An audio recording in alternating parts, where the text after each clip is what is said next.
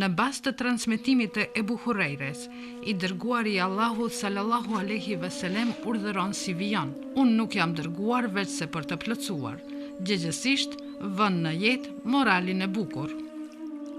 Ishte muaji i Ramazanit i vitit 610, Muhammed el Emini, i besueshmi, në një ditë, siç e kishte bërë zakon, që tërhequr në vetminë e shpellës Hira, u takua me melekun e shpalljes dhe përjetoi përvojën e parë të shpalljes. Nga ky emocion dhe ankth, me zemër të friksuar, u kthye me vrap në shtëpinë e tij pranë bashkëshortes, Hatixhes radiallahu, së cilës i tregoi se çka kishte përjetuar.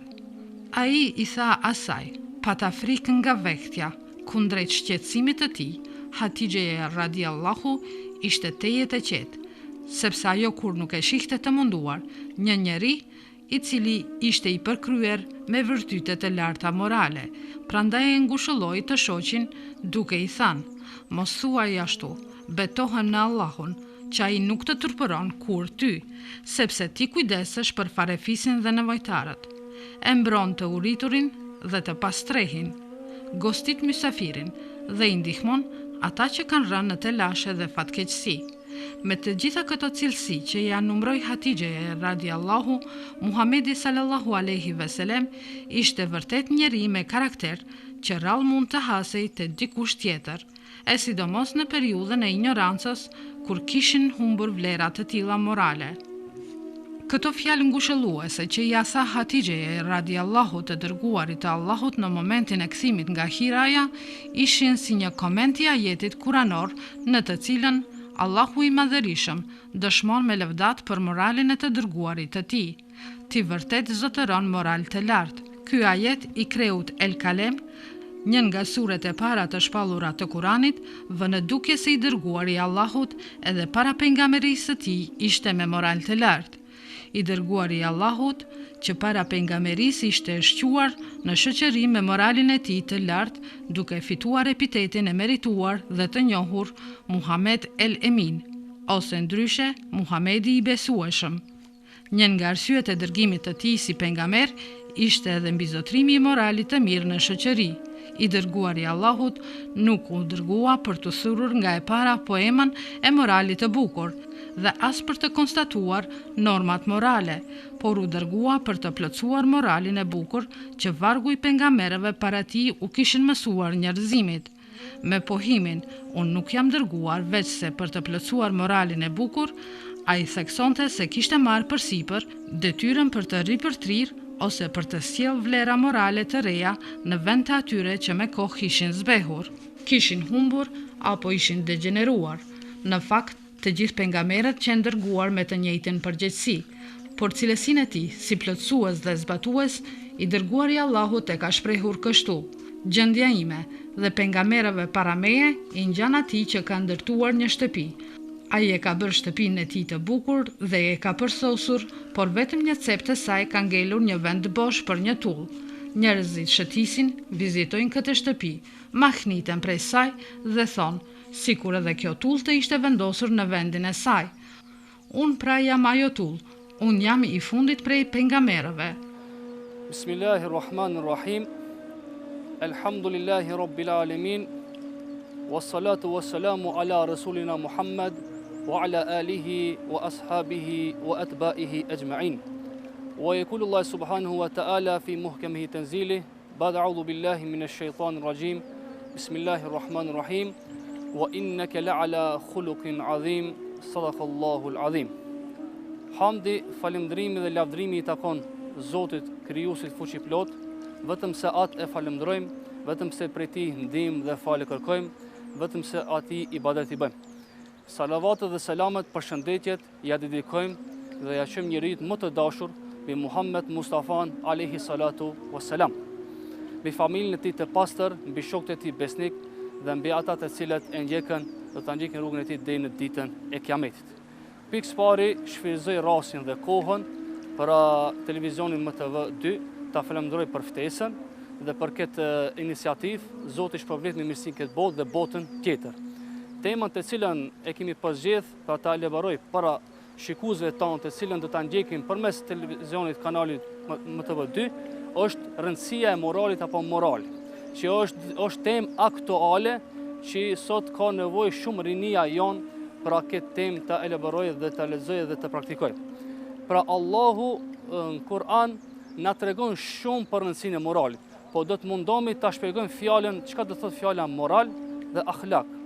Fjala moral dhe për gjuhës arabe el akhlak, që të thotë karakter, bururi, fe, natyrë, zakon dhe tradit. Pra krye këput, njeriu duhet të jetë kete karakter dhe të kete moral dhe bururi, po me konë i moralshëm dhe ta marrë temin dhe emrin njeri që është i moralshëm. Nëse him dhe thot edhe më gjërë ta shpjegojmë termin apo nocionin moral, pra moral do të thot pra përmbledhja apo tërësia e veprave të mira të cilët janë të ngolitur në shpirtin e njeriut. Dhe ai mandej me ato që është ngolitur ai moral kontakton me botën e jashtme, të cilën ajo ka veprime ish pa mendim dhe pa kujtim. Nëse him dhe të analizojmë ulemat dhe dietarët, një prej atyre është El Gjurgjani, të cilën thot është një vepër të cilën është e ngolitur fell në shpirtin e njeriut dhe shumë reagon shumë lehtë dhe e qet në pah në botën e jashtme dhe vepron njeriu me atë çka e ka në zemër. Pra kjo është krye këput çka do thot fjala moral. Nëse njeriu do thot i ka bërë këto veprimet e mira dhe vepron mirë, pra e ka kuptimin morali i mirë.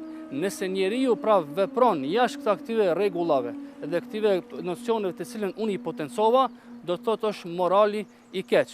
Allahu në Kur'an ka thonë: "Wa innaka la'ala khuluqin azim." Me të vërtetë ja Muhammed je në pedestalin më të lartë të moralit. Shembull më të mirë për sjelljen apo enciklopedia e jetës më të mirë e kemi shembull Muhammedin sallallahu alaihi wasallam. Këto është në pika të shkurta të cilën na mund ta shpjegojmë çka do thotë fjala moral. Ashtu siç ka theksuar, edhe Enes bin Malik, i dërguari i Allahut ishte i përsosur i njerëzve. Për sa i përket moralit, megjithatë i dërguari i Allahut, duke u përpjekur ta përsoste edhe më tej moralin e tij, kërkonte mbrojtje nga morali i keq. Në këtë drejtim ishin edhe lutjet që i drejtonte Allahut gjatë faljes së namazit. Zoti im, më bëj të arij moralin e bukur. Askush veç teje nuk mund të më bëj të arij moral të bukur. Largoje prej meje moralin e keq. Askush përveç teje nuk mund të largoj prej meje moralin e keq. I dërguari i Allahut shfrytëzonte çdo mundësi dhe përpiqej pa ndërprer që t'i nxiste shokët e tij për t'u pajisur me moral të bukur.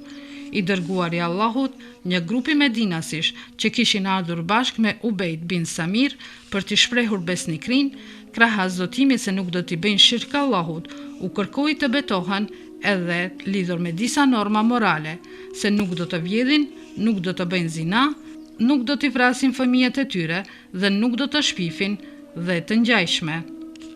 Pjesa e dytë është mbi burimet e moralit islam. Sa burime i ka morali islam apo moralin krye këput? Morali i ka dy burime. Burimi i parë është Kur'ani famulart, libri i Zotit, libri i shpallur, libri i fundit shpallur Muhammedit alayhi salatu wasalam për 23 vite. Burimi i dytë i moralit islam është enciklopedia e jetës së profetit Muhammed alayhi salatu wasalam. Do të mundohemi të sqarojmë këto dia në pika të shkurtra.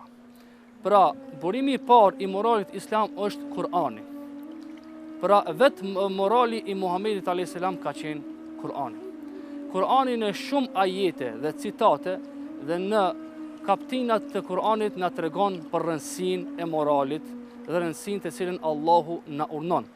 Morali nuk është vetëm se një gjë e thjeshtë kalimtare, po Allahu na obligon dhe na detyron që të jemi njerëz të moralshëm. Nëse do të jemi njerëz të moralshëm, atëherë do të fitojmë edhe në këtë botë, edhe në botën tjetër. Po nëse nuk jemi të moralshëm, kalojmë në amoralitet, atëherë do të humbi edhe në këtë botë, edhe në botën tjetër. Allahu në Kur'an thot: Bismillahirrahmanirrahim në sura Isra, thot Allahu: Inna hadha al-Qur'ana yahdi lillati hiya aqwam. Ki Kur'an pra është udhëzim, është kushtetut, është dritë dhe nur për ata njerëzit e cilën pra e kuptojnë dhe punojnë edhe praktikojnë Kur'anin. Pra me një fjalë na urnon Zoti që ky Kur'an na urnon në rregullat dhe në parimet e moralit. Me një ajet tjetër Kur'anor Zoti thot: Inna Allahe ya'muru, Allahu na urnon, jo na preferon. Allahu na urnon bil adl, të jemi të drejtë. Pra inna Allahe ya'muru bil adli wal ihsan, Allahu na urnon në drejtësi. Përveç kësaj na urnon në bamirësi. Wa ita idhil kurba, dhe na urnon pra në ndihmën e familjarëve tonë, pra ndihmja e familjes. Përveç kësaj, Allahu na ndalon edhe nga punët e këqija dhe nga punët e shumtuara, thot la'allakum tatadhakkarun, dhe përfundon ajeti që ju përmes këtyre veprave, përmes këtyre argumenteve, ju duhet të logjikoni se çka ka desh Zoti me na thonë. Pra këto vepra çka e përmenda, drejtësi, moral, ndihmë familjare, largimi nga punë të këqija, afrimi në punë të mira, to janë cilësitë e njeriu të moralshëm. Pra drejtësia është në vend të parë, njeriu i moralshëm, mandej tjerat pra na nevojitën. Përveç kësaj, kemi edhe ajete tjera të kuranore të cilën Allahu xhelle shanuhu neve na thot: Walladhina amanu wa amilus salihat, ata të cilët kanë besuar dhe bëjnë veprat e mira, ulaika ashabul janna hum fiha khalidun, ata do të jenë në xhennet të përfundimisht. Pra, një prej veprave të mira është edhe morali islam. Besimtari musliman apo besimtarja muslimane, pikë së pari duhet ta ketë moralin, mandej diturinë. Nëse e ka moralin dhe diturinë, atëherë njeriu është i kompletuar. Por nëse e ka vetëm diturinë dhe nuk e ka moralin, atëherë njeriu nuk është i kompletuar, dija e tij i bën në numër 0. Zoti na ruaj. Mandej, burimi i dytë i shariatit islam apo i edhe moralit islam është suneti apo jeta, vepra e Muhamedit alayhi salatu wassalam, ku Allahu në Kur'an tha: "Wama atakumur rasulu fakhudhuhu, wama nahakum anhu fantahu wattaqullah." Tha, atë çka va ka lejuar i dërguari i Zotit, merreni. Atë çka va ka ndaluar i dërguari i Zotit, largoheni. Do thotë, çka na ka urdhëruar pejgamberi? Pejgamberi jon, profeti jon na ka urdhëruar që të jemi të moralshëm. Tha, më i miri mes jush, mes njerëzve është ai njeri të cilin është i moralshëm. Dhe ai njeri të cilin fut gëzim në zemrat e besimtarëve musliman. Kjo është një gjë të cilën pejgamberi na ka urdhëruar. Qetësh na ka urdhëruar pejgamberi, na ka urdhëruar që edhe në veprat tona, në punët tona ku punojmë, të jemi të moralshëm. Në xhami, në institucionet e shtetit, kudo që të jemi përgjegjës dhe të jemi moralshëm dhe ta mbajmë me emanet atë punën që e ki marrë përgjegjësi dhe të japsh para Zotit. Pra këtë na ka urdhëruar pejgamberi. E çka na ka ndaluar pejgamberi? Pejgamberi na ka ndaluar që do thotë mos bëhemi i amoralshëm në punët tona ku punojmë. Të largohemi me punëve të cilën na sjellin pra degenerim dhe shkatrim të moralit ton, të cilën Allahu në shumë viteve na tregon se si popullin e Salihit, popullin e Hudit, popullin e Lutit, e shumë popujt e pejgamberëve i ka shkatruar për shka? Për shkak se i ka shkatruar për degenerimin dhe shkatrimin e moralit të tyre. Pra, to janë dy burimet islame, Kur'ani dhe Sunneti. Na duhet të kemi në praktikën tonë, që ta kemi moralin tonë të kompletuar. S'ka dyshim se edhe në periudhën e ignorancës kishte virtyte morale dhe një botkuptim moral. Virtytet si bujaria, besueshmëria, fjala e drejtë, mirëpritja, solidariteti dhe bamirësia vlerësoheshin në kuadër të nocionit shpirt madhësi, që në atë periudhë kishte kuptimin e moralit. Megjithatë, morali që parashikonte Kurani ishte shumë ndryshe se ai koncept. Kurani, për dallim prej moralit të periudhës së ignorancës, që mbështetej në sistemin fisnor dhe traditën shtrëngjyshrore, solli një botkuptim moral që mbështetej në monoteizëm dhe merrte në konsiderat pëlqimin e Allahut. Aspektet që e bënin të dallueshëm moralin kuranor nga sistemet e tjera morale ishte besimi në botën tjetër, ku ai mbështetej dhe parimet univerzale që solli. Sipas këtyre parimeve, morali ishte virtyt që i duhej kushtuar kujdes jo vetëm në marrëdhëniet ndërnjerëzore, por edhe në ato me Zotin, me gjallësat e tjera dhe me mjedisin në përgjithësi. Qëllimi përfundimtar i Islamit është pikërisht që të sjellë në jetë shoqërinë dhe individ të moralshëm, e që andej një botë të moralshme.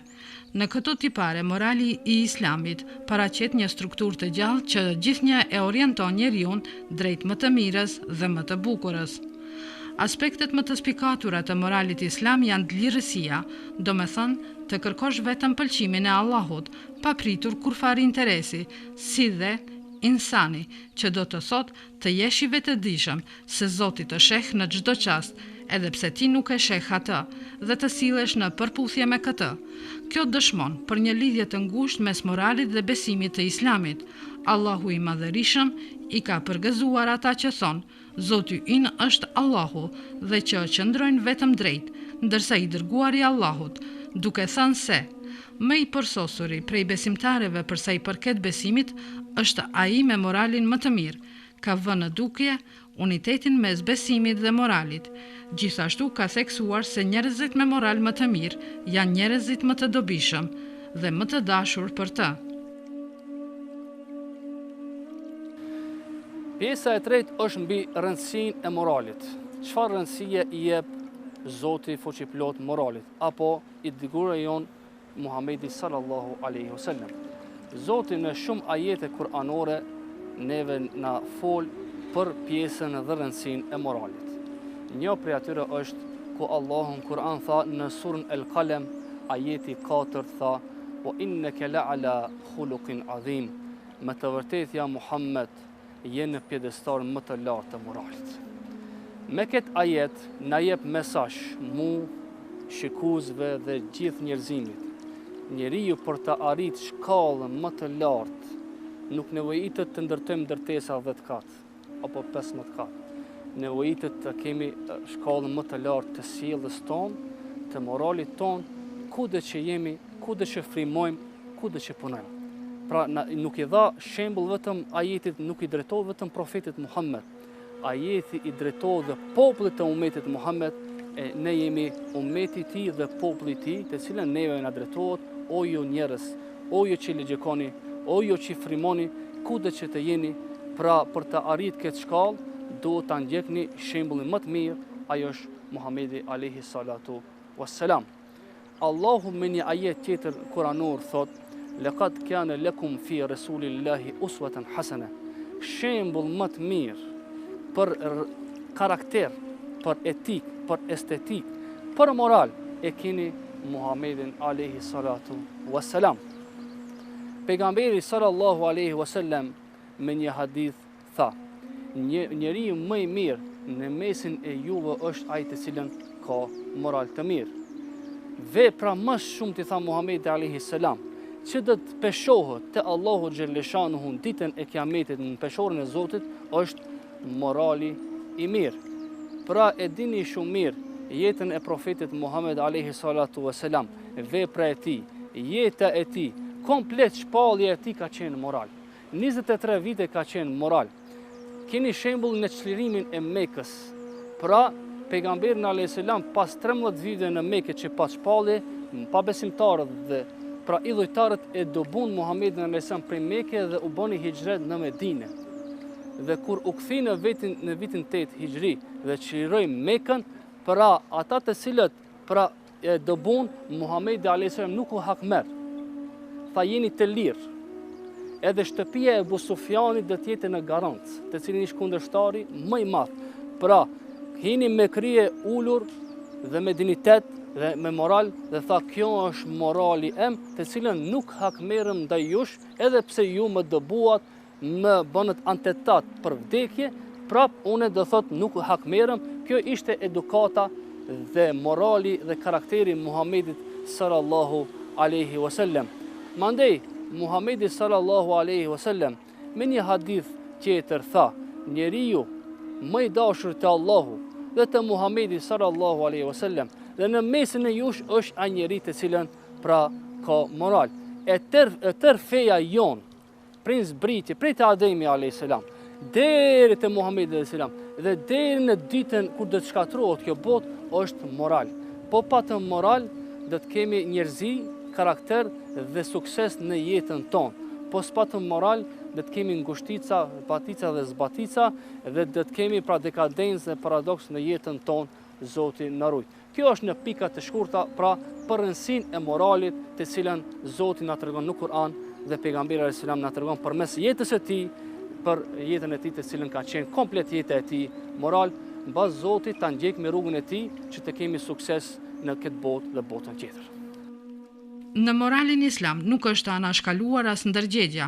Një njeri i vetëdijshëm e me besim mund të dallojë të mirën nga e keqja, duke u konsultuar me ndërgjegjen e tij, sepse mirësia, sevapi, është ajo në të cilën zemra gjen prekje dhe qetësi, kurse e keqja, mëkati, është ajo që e shqetëson zemrën. Pejgamberi sallallahu alaihi wasallam ka thënë: mirësia është morali i mirë, kurse e keqja është ajo që të shqetëson për brenda dhe që nuk do ta dinte edhe të tjerët. Megjithatë, shpeshherë si rrjedhoje natyrës së tij, njeriu gabon. Në të tilla raste i dërguari i Allahut këshillon: kudo që të jesh, ji vetëdijshëm për përgjegjësinë që ke ndaj Allahut. Pas ndonjë të keqe, bëj diçka të mirë që ta zhduk atë dhe sillu ndaj njerëzve siç e kërkon morali i mirë, sepse siç potencon Allahu i Madhërisëm, mirësit i shlyejnë të këqijat. I dërguari i Allahut ka porositur: ditën e Kiametit në peshorën e besimtarit nuk do të ketë gjë më me peshë se sa morali i mirë. Vërtet, Allahu zemërohet fort me ata që fjalët dhe veprimet i kanë të liga, dhe ka bërë të ditur sa ai garanton se atij që zbukuron moralin e tij, si shpërblim do t'i jepet një pallat në pozitat më të larta të xhehenetit. Një çështje tjetër që jepet rëndësi në moralin islam është edhe istikamet, drejtimi i duhur. Përvetësimi i moralit arrihet përmes unitetit të qëllimit dhe veprimit. Sjelljet nuk marrin vlerë në vetvete, por vetëm në harmoni me qëllimin dhe me zemrën, sepse veprat vlerësohen vetëm sipas qëllimit. Allahu i Madhërisëm i paralajmëron njerëzit lidhur me këtë duke i urdhëruar: o ju që besuat, po thoni atë që nuk e punoni, tek Allahu është shumë e urryer të thoni atë që nuk e punoni. Edhe i dërguari ynë, duke urdhëruar se derisa zemra e robit nuk është e drejtë dhe besimi i tij nuk është i drejtë, zemra nuk mund të jetë e drejtë derisa gjuha të bëhet e drejtë. Nuk mund të hyjë në xhehenet askush, prej të keqes së të cilit fqinji i tij nuk ndihet i sigurt. Mes moralit dhe adhurimeve ka një raport të ngushtë. Adhurimi përveç se është një detyrë karshi Allahut, e ndihmon personin që të zhvillohet edhe moralisht. Për këtë arsye në Kur'an është vënë në dukje cilësia e namazit si largues nga të këqijat. I dërguari i Allahut kur është pyetur për një grua, të përmendur për namazin, agjërimin dhe lëmoshën e saj, të shumt, por që i kishte cënuar me fjalë komshinjtë e saj, ka thënë se ajo do të jetë në xhehenem. Ky unitet dhe ekuilibër mes besimit dhe adhurimit dhe moralit tregon se të qenit i moralshëm me një fjalë është përpjekje për të gjetur monoteizmin në çdo gjë. Pjesa do thot me radh është pjesa e katërt, të cilën cili ishte morali i profetit Muhammed alayhi salatu wassalam. Shumë sahab, tabiin dhe njerëzit të cilën vishin për vendet të largëta të gadishullt arabik dhe vishin ta pyesin gruajën apo bashkëshortën e profetit Muhammed alayhi salam dhe e pyeshin cili është morali i Muhammedit alayhi salatu wassalam. Aisha nuk tregoi definicione. Aisha radiallahu anha nuk tregoi libër për moralin e profetit Muhammed. Nuk e shpjegoi me minuta të gjëra, vetëm një fjalë të shkurtër e tha: "Kana khuluquhu al-Quran." Tha, morali i profetit Muhammed është Kurani. Shumë shkurt e tregoi dhe e definoi. Pra morali i profetit Muhammed alayhi salatu wassalam është Kurani famulart. Këtë në shumë ajete kuranore Allahu Gjelleshanuhu e tregon. Pse? Vetë mbrëmësia e Kur'anit ka mësime, ka objektiva, ka citate të cilën thritin për moralin. edhe jeta e tij, morali i tij dhe karakteri i profetit Muhammed ka qenë Kur'ani. Jo vetëm i Muhamedit alayhis salam. Kjo do të jetë edhe në jetën tonë, për rinin tonë. Pra morali jon do të jetë sikur se ka qenë morali për profetit tonë, që ashtu do të jetë edhe morali jon, kush është? Kur'ani famullar. Mandej suneti apo veprimtaria e profetit Muhammed sallallahu alaihi wasallam. Nëse e analizojmë shkron për shkronje fjalën Kur'an, çka farë urtësie mund të nxjerrmi? Fjala kaf do të thotë Kur'an, që mbrendësinë e Kur'anit Allahu thret në parimet të moralit.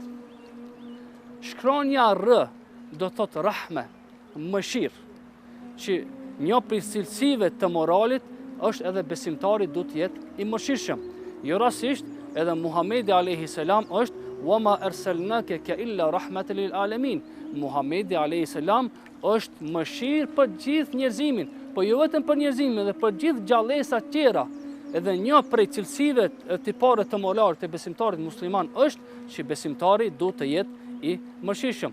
Pra e shpjegum shkronjën ka, çka farë urtësie ka, rëja, mande elif, shkronja elif do thot Allah, pra Zoti, krijuesi jon, që Allahu na tregon përmes fjalët të tij në Kur'an dhe na thrit neve, o ju njerëz, kudo që jeni. Pra ja juhen nas, o ju njerëz, ja ju ledhina amanu, o ju që keni besu.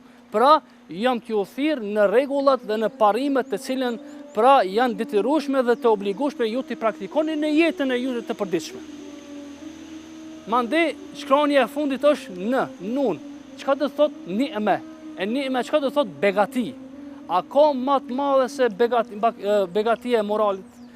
Begati më të madhe që njeriu mund ta ketë në jetën e tij të përditshme është pra morali i moralshëm që njeriu ta fitojë këtë botë dhe botën tjetër. Pra kjo është shkurtimisht rreth rëndësisë dhe moralit të profetit Muhammed alayhi salatu wasalam. Një nocion tjetër i parafort me moralin është edebi, edukata. Kjo fjalë që do të thotë mirësjellje, ftesë, përgosti, qëndrim i mirë, përfshin norma të caktuara që rregullojnë jetën individuale dhe shoqërore të personit, duke filluar nga marrëdhëniet me njerëzit. Këto norma, edhe pse përfshin edhe çështje të tjera që nuk janë të lidhura drejt për drejt me sjelljet e moralshme, janë të lidhura ngushtë me moralin praktik.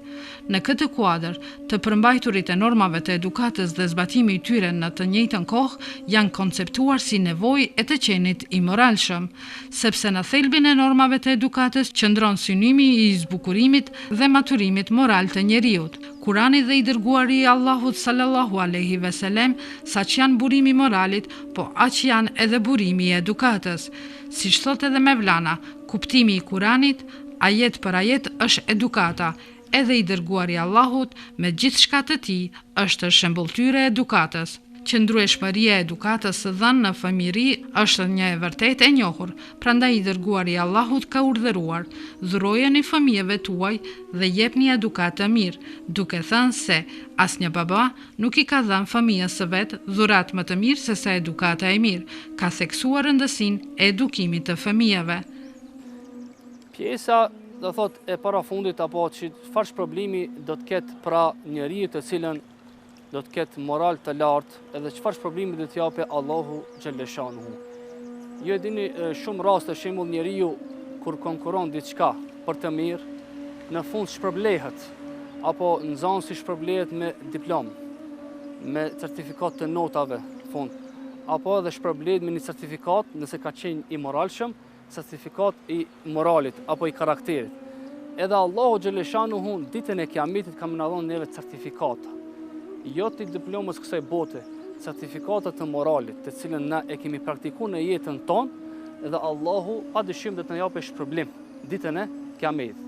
Shpërblimi i parë që do të na japë Zoti ditën e Kiametit është kjo, se nëse njeriu ka jetuar i moralshëm me dinitet në këtë botë, botën tjetër Allahu thot në peshorin e tij mizan, do të thot me laçeve e ngjyve, thot këshillin e thot a ka qenë i moralshëm. Nëse ka qenë i moralshëm dhe ka jetuar me moral gjatë jetës së tij, thot në peshorin Allahut shumë do të peshojë morali i njeriu. Pra, shpërblimi i parë çka do të ndihmojë në peshorin Allahut.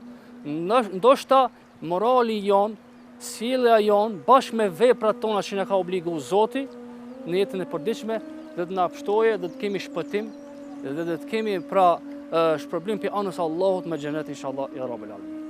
Pra shpërblimi i parë është dhe të kemi lehtësim në peshorën e Allahut xhelleshanuhu.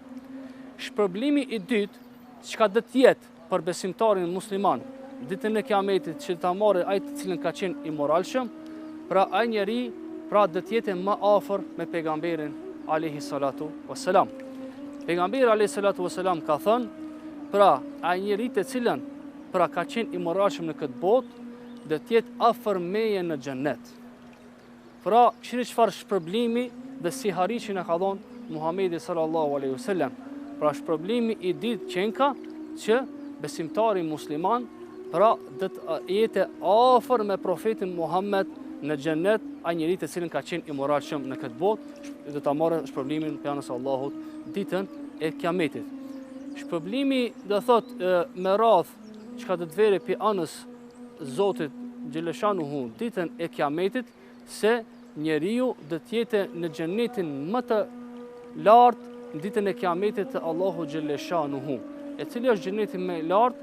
Ai është xhennetul Firdaus, të cilën aty janë pejgamberët, janë sahabët, janë njerëzit më të mirë që i ka zgjedhë Zoti. Që thot Allahu radiallahu anhum wardu an, Allahu është i kënaqur me të dhe ato janë të kënaqur me të. Dhe shpërblimi i tretë qenka pra dhe të kemi shpërblimet e Allahu xhelleshanu në xhennetet më të larta ai njerit të cilën ka qenë i moralshëm. Pra të jetëm i moralshëm, të jetëm një jetë me dignitet, të jetëm një jetë të mirë që të marrim këto shpërblime pe anës Zotit ditën e Kiametit, dhe Zoti Allahu na jap këto shpërblime ya rabbel alamin.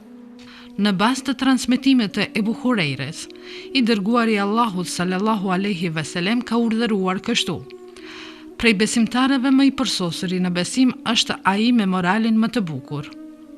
Në bazë të transmetimit të Ebu Dhejrit, i dërguari Allahut sallallahu alaihi wasallam e ka porositur atë: kudo që të jesh, je i vetëdijshëm për përgjegjësinë që ke ndaj Allahut, pas një veprimi të keq, bëj një mirësi që do ta zhduk atë të keqe dhe sillu mirë me njerëzit siç e kërkon morali i bukur.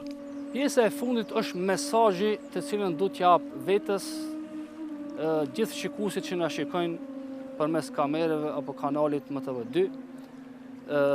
Mesazhi jem është drejt të rrit, na do të ndërtojmë pra gjenerata dhe breze të cilën janë të moralshëm. Për me qenë fëmijët tonë të moralshëm, duhet prindrit të jenë të moralshëm.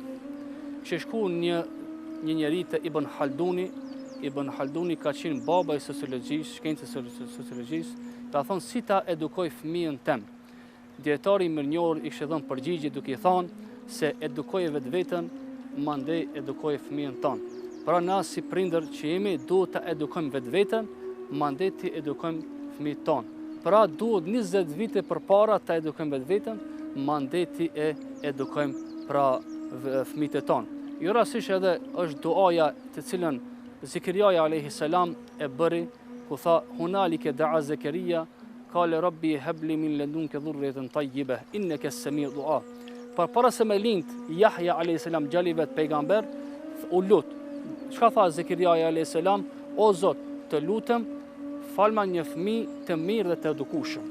Para se më ardh në këtë botë. Pra një duhet të edukohemi para se ne si prindër, mandej të edukojmë pra fëmijët tonë. Ahmed Shauki, një poet arab, thot me një poezi, thot inal umam al akhlaq, thot gjëja më e rëndësishme e një popullit është morali. Fa innahum dhabahum dhahabahu. Nëse një popullit i shkon morali, është shkatru ai popull. Dhe thot gjëja më e rëndësishme e një popullit që ka morali dhe karakteri. Nëse një popull ka arrit ta ngulite në jetën e tij, përgjithësi me fëmijët e vet, në familjarët, edhe më gjën në opinion, pra ai popull do të ketë sukses dhe do të ketë mirësi në këtë botë dhe në botën tjetër. Por nëse një popull do thotë është degeneru dhe është ka pas epshit dhe gjëra të cilën e shkatrojnë moralin e besimtarit apo besimtarës, atëherë ai popull shumë shpejt do zhduket prej atij vendit ku banon. Pra porosia e fundit te unë dhe deri te ju, Pra të jemi të moralshëm, të jetojmë të moralshëm dhe inshallah Zotit ja dorëzojmë shpirtin të moralshëm. Zoti ju shpërbleft për këtë ligjërat, për ftesën. Allahu inshallah për to fjalë që kemi fol, inshallah Allahu xhaleshanu na shpërblen, nëse kemi bërë një lëshim, pra Zoti inshallah na e fshin ato gabimet dhe mëkatet dhe juve të cilën pra na keni ftu, Zoti ju shpërblet në mirësi këtë botë dhe botën tjetër.